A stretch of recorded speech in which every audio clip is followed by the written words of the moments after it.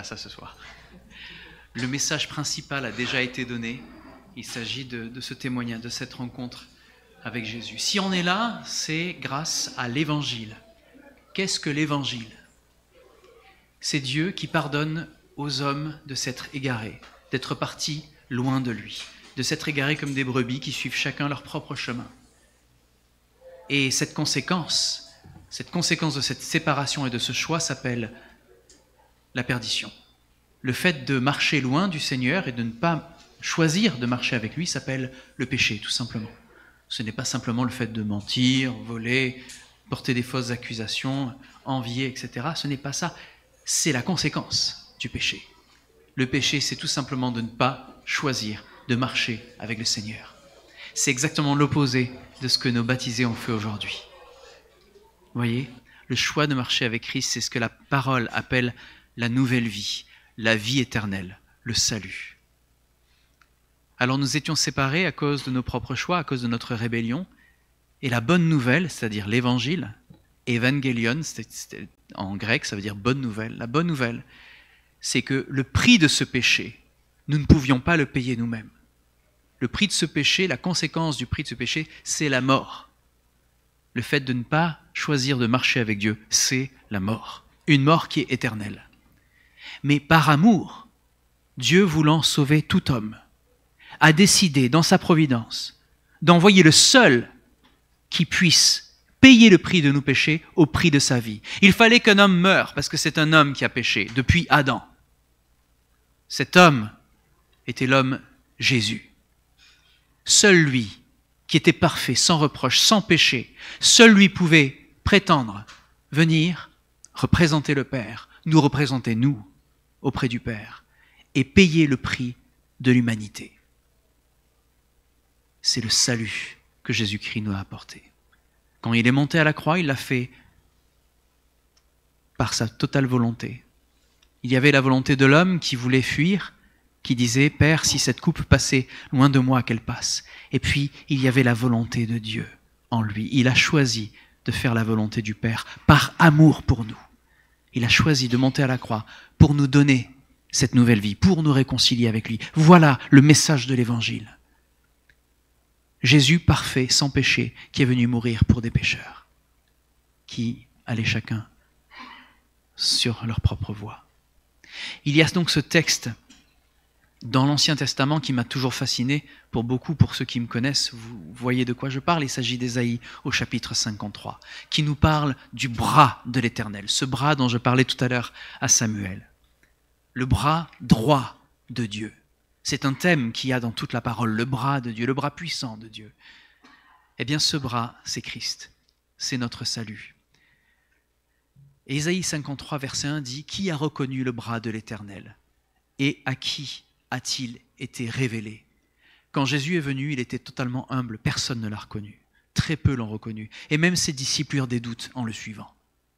Qui a reconnu le bras de l'Éternel ? Je vais vous donner une image, si vous voulez bien. On ne va pas être très intellectuel, on ne va pas être religieux, je vais vous donner une image. Imaginez une jeune femme, debout, au bord d'un ravin profond. D'un côté, il y a sa vie passée, marquée par des peurs, des blessures, des fautes. De l'autre, il y a la promesse d'une vie nouvelle, d'une paix, d'une réconciliation avec Dieu. Mais entre les deux, il y a un vide infranchissable. Alors apparaît un pont suspendu, solide, tendu de toute force entre les deux rives. Un pont qui ressemble fortement à une croix d'ailleurs. Elle le franchit, parce qu'elle a compris que c'était l'Évangile. Sans crainte, elle franchit ce pont avec foi, parce qu'elle a compris que la personne qui avait payé le prix des péchés pouvait aujourd'hui la réconcilier avec Dieu. Et elle peut traverser de l'autre côté. Ce pont, c'est le bras tendu de Dieu vers elle. Et ce bras, c'est Jésus-Christ. Alors j'ai 3 choses à vous dire. Le bras de Dieu, c'est le symbole de sa puissance et de son salut. Dans l'Ancien Testament, le bras de Dieu, ça représente la puissance qui sauve. Et vous savez, le mot Jésus, vous savez ce que ça veut dire Jésus ? Ça a une signification. Yeshua, ça veut dire Dieu sauveur. Yeshua, ça a donné aussi Josué. Jésus, Dieu sauveur. Dans le psaume 98 au verset 1, il est écrit « Sa droite, son bras saint lui ont acquis la victoire ». La Bible parle du bras de Dieu comme une victoire pour ceux qu'il aime. Dans Isaïe 53 verset 1, on vient de le lire, c'est dans un contexte qui est d'ailleurs paradoxal. Il parle de quelqu'un qui est faible, qui a une faiblesse apparente, qui est un rejeton, qui sort d'une terre desséchée, qui souffre le rejet. Et pourtant, il s'agit du Messie. Ce bras n'est pas fait de muscles divins invisibles, mais il est fait d'un amour qui est incarné, de la justice qui a été crucifiée. Jésus est venu mourir sur la croix pour nous réconcilier. La deuxième chose, c'est que Jésus-Christ est le bras incarné de Dieu. Ce bras, ce n'est pas une simple métaphore. Il a un visage, un nom, une voix, c'est Jésus. Il est celui par qui Dieu agit pour nous sauver, même aujourd'hui, vous l'avez entendu d'ailleurs.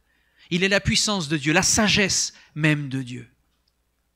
Il est assis à la droite de Dieu, la Bible nous dit. C'est la preuve que toute l'autorité a été donnée à Jésus le Christ. Donc Jésus, c'est ce bras qui franchit le vide pour nous tirer vers Dieu. Vous voyez ça ? Il vient nous chercher là où nous sommes. Certains d'ailleurs n'ont pas pu lui échapper. Ils le savent aujourd'hui, ils sont assis, ils viennent de se faire baptiser. Ils n'ont pas pu lui échapper. Et troisièmement, et pour terminer, le bras de Dieu, qu'est-ce qu'il fait une fois qu'il nous a attrapés ? Il nous unit à son corps. Il nous approche près de ceux qui partagent cette foi, qui nous aiment. Il nous rapproche même de notre famille, qu'elle croit ou pas en Jésus-Christ. Il nous rapproche de ceux qui nous entourent. Être baptisé, c'est être saisi par ce bras pour être greffé au corps du Christ. À chacun des baptisés, je leur dis « Félicitations, bienvenue dans la famille de Dieu. Bienvenue dans la famille de Dieu. » Nous avons tous été baptisés dans un seul esprit pour former un seul corps, nous dit Paul en 1 Corinthiens au chapitre 12, verset 13. Et dans ce corps, eh bien, la réconciliation est essentielle. Elle est ce qu'on vit tous les jours dans ce corps. On peut ne pas s'entendre, on peut être en désaccord, on peut faire des erreurs. Et merci parce qu'on se pardonne, on s'encourage, on s'édifie, on apprend à avancer ensemble. Si ce bras nous saisit, il nous relie aux autres membres. Écoutez bien, mes chers baptisés, mes nouveaux baptisés. Quand le bras de Dieu nous saisit, il nous fait demander pardon aux autres membres. Il nous fait chercher réconciliation tout le temps. Il nous rend humbles pour dire « je veux reconnaître mes fautes » afin de pouvoir demander pardon. Et je peux aussi dire à celui qui m'a blessé « voilà ce que je retiens contre toi, est-ce qu'on peut en discuter ?» afin de se réconcilier. Donc si ce bras nous saisit, il nous relie aux autres membres. On ne peut pas aimer la tête si on n'aime pas les membres. On ne peut pas dire qu'on aime Jésus si on n'aime pas son corps. Alors, voilà ma conclusion. À toi qui te fais baptiser aujourd'hui, qui a reçu le baptême, le bras de Dieu t'a trouvé, et il t'a aidé à franchir ce ravin, il t'a tendu la main. Ne crains pas la vie, car ce bras, il est fort, il est vivant, il est présent dans tous les moments. Ne reste pas isolé non plus, parce que ce bras, il t'intègre dans un corps qui est appelé à vivre cet amour quotidien, l'amour de Christ, l'amour et le pardon. Donc je vous invite à prier, et juste après cette prière, je vais demander aux anciens de cette Église, ceux avec qui nous accompagnons les âmes de cette Église, de s'approcher pour pouvoir prier pour nous baptiser, et on va vous offrir un cadeau afin de vous encourager dans votre foi, d'accord ? Seigneur Jésus, nous voulons te bénir. Merci pour ce temps de baptême et merci pour ta parole qui nous édifie, qui nous redresse, qui nous corrige, qui nous ramène vers toi, qui nous montre combien tu as payé le prix afin de nous réconcilier avec toi. Merci pour ta grâce qui est infinie, qui est inconditionnelle, Seigneur. Tu nous aimes avant que nous t'aimions, Seigneur. Tu nous as aimés avant que nous te choisissions. Alors merci pour ta grâce au nom de Jésus. Amen. Amen. Chers anciens, Guillaume, Epiphanio, Franklin, Thierry, est-ce que vous pouvez vous approcher s'il vous plaît ? Je demanderai